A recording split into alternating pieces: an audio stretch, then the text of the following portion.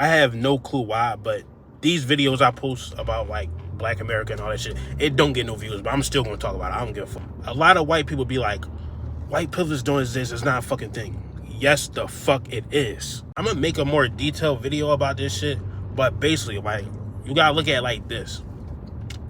Philadelphia is a great example of this. 50% white, 50% black. Why the fuck in the hood is only black people?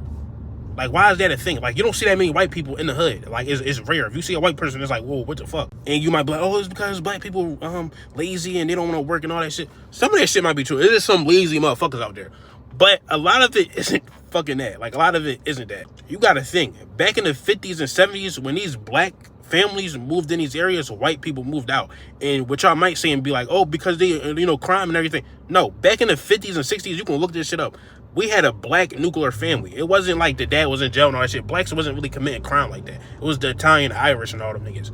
So once the white flight happened in the 50s and fucking 70s, the blacks moved in and started taking over these areas, right? Why in the 80s, right after the white flight, the crack epidemic happened? And it mainly affected the inner cities of America where black people is at. It left a lot of moms strung out on drugs. It left a lot of dads in jail. But most importantly, it left these kids growing up in a dysfunctional household. And who was these kids? A lot of our parents. So our parents, a lot of black, my generation, 25, 30, whatever like that, they grew up with parents that came from dysfunctional fucking houses.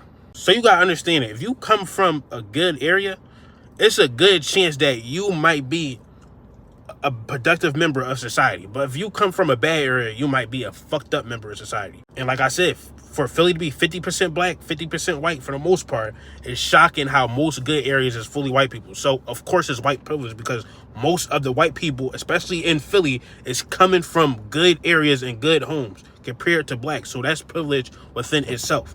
And like I said, you can say what you want. Maybe the CIA dropped off the drugs. I don't know. But I find it very ironic how in the fucking 70s, white flight happened. And right after, they took no breaks for the crack epidemic to happen. Let me know what y'all think. Like I said, this video probably won't get any views. I'm not banking on it, but whatever. This is just my thoughts.